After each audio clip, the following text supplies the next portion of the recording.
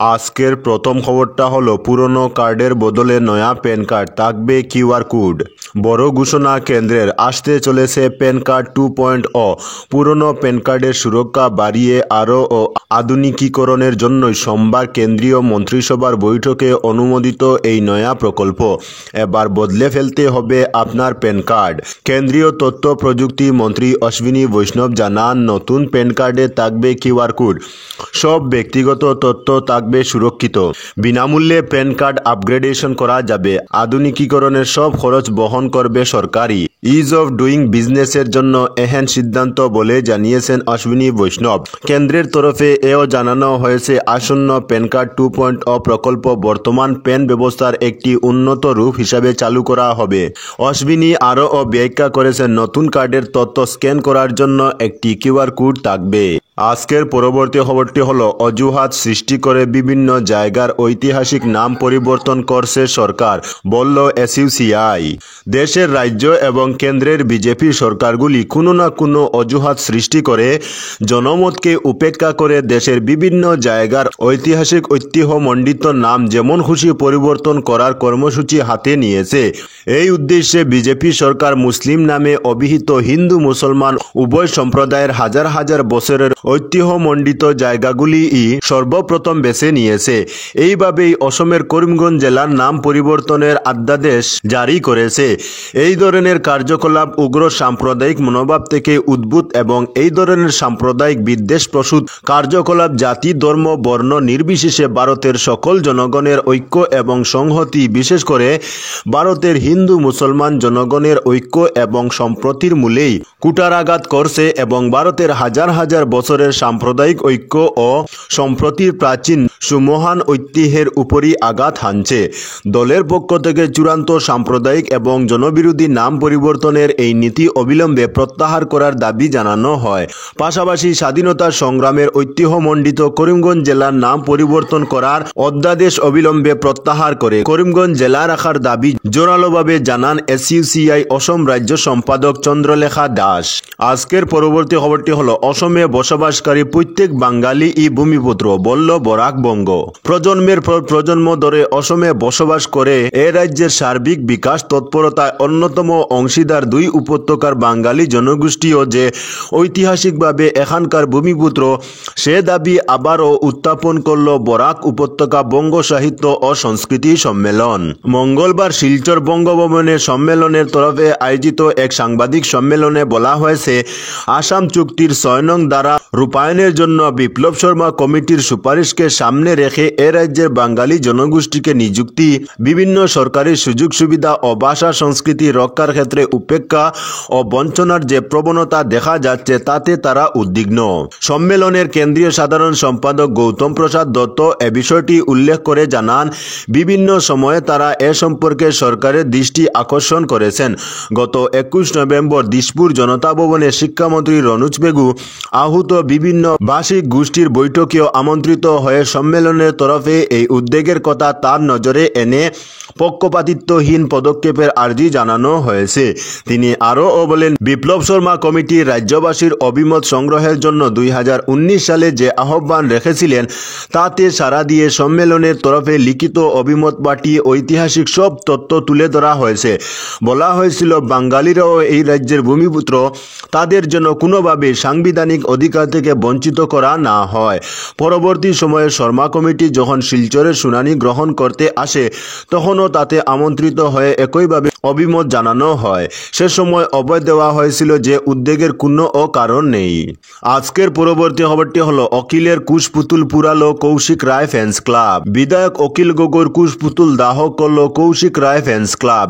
লক্ষ্মীপুরের বিধায়ক কৌশিক রায়কে মুখ্যমন্ত্রী, কালেক্টর ও দলাল বলে অখিলের মন্তব্যের জেরে প্রতিবাদে গর্জে উঠে কৌশিক রায় ফ্যান্স ক্লাব। মঙ্গলবার সকালে তাপাং মন্ডল ফ্যান্স ক্লাবের পক্ষে বিধায়ক অখিল গগৈর কুশপুতুল দাহ করে প্রতিবাদ প্রদর্শন করেন। ক্লাবের সভাপতি সঞ্জিত দেব ও সম্পাদক রঞ্জু দাস তার ওই মন্তব্যের তীব্র নিন্দা ও ধিক্কার জানান। তারা বলেন, কোনো সত্য তথ্য ছাড়া বরাকে এসে মুখ্যমন্ত্রী ও লক্ষ্মীপুরের বিধায়ক কৌশিক রায়ের বিরুদ্ধে অপমানজনক মন্তব্যে গোটা অনুরাগী মহলে বিরূপ প্রতিক্রিয়ার সৃষ্টি হয়েছে। এ নিয়ে বিধায়ক অখিলের বিরুদ্ধে শীঘ্রই এজাহার করা করা হবে থানায়। আজকের পরবর্তী খবরটি হলো চিন্ময় কৃষ্ণ দাস ব্রহ্মচারীর গ্রেফতার নিয়ে উদ্বেগ ভারত সরকারের।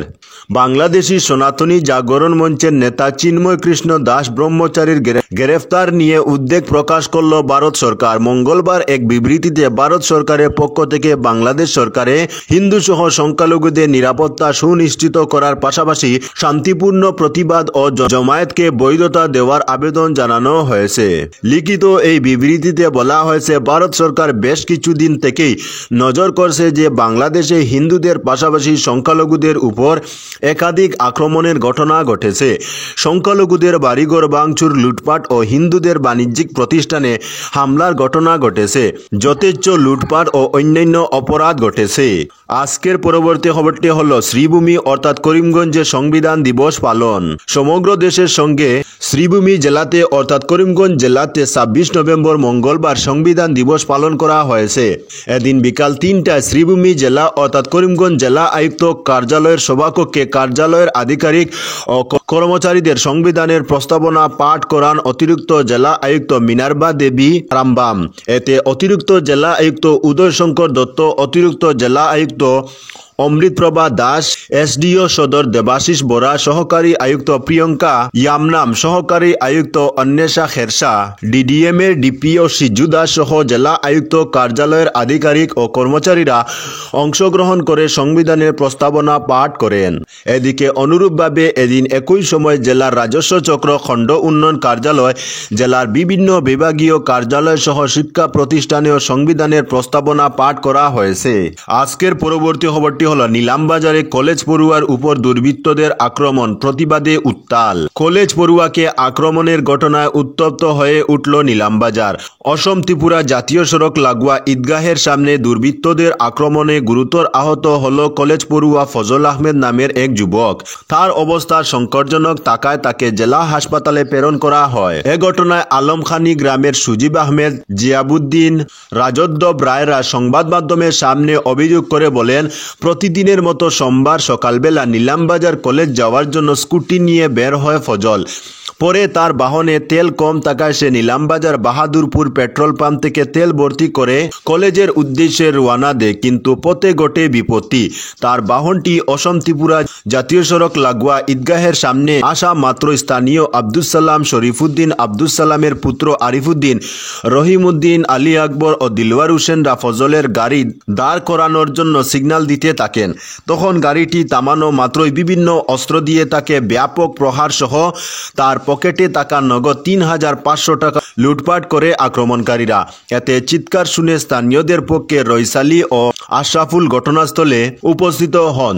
তখন তাদেরকেও প্রহার করা হয় বলে অভিযোগ। দুর্বৃত্তরা ফজলের বাহনেও ভাঙচুর করে বলে অভিযোগ। গ্রামের মানুষ জড়ো হলে আক্রমণকারীরা পালিয়ে যায়। শেষে আহতদের নিয়ে যাওয়া হয় নিলামবাজার হাসপাতালে। এতে কলেজ ছাত্রের অবস্থা সংকটজনক থাকায় তাকে জেলা হাসপাতালে প্রেরণ করা হয়। পুরো ঘটনা জানিয়ে নিলামবাজার থানায় একটি মামলা দায়ের করা হয়েছে। আজকের পরবর্তী খবরটি হলো শিলঘাটে বাঘের আক্রমণে আহত যুবক। নোয়াগাঁও জেলার শিলঘাট অঞ্চলে বাঘের উপদ্রব বেড়েই চলেছে। সোমবার বিকেলে শিলঘাটের কলিয়াপুর চা বাগানের 5 নম্বর লাইনে এক ব্যক্তিকে আক্রমণ করে বাঘ। এতে আহত হয়েছেন ওই ব্যক্তি।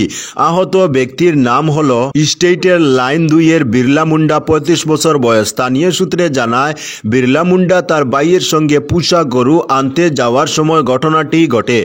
বাঘটি বিরলা মুন্ডাকে আক্রমণ করলে তার ভাই এবং কিছু লোক চিৎকার করলে বাঘটি পালিয়ে যায়।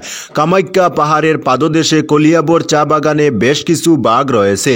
দুদিন আগে শিলঘাট দেবসাত্র, ডেকিয়াল, কাটিয়ারি ও মিরিবেট এলাকায় বাঘের দেখা মেলে। পরে বাঘটিকে শান্ত করে কাজিরাঙ্গা জাতীয় উদ্যানে নিয়ে যাওয়া হয়। পাথর ছুঁড়ে আহত হয় বাঘটি বর্তমানে চিকিৎসাধীন রয়েছে।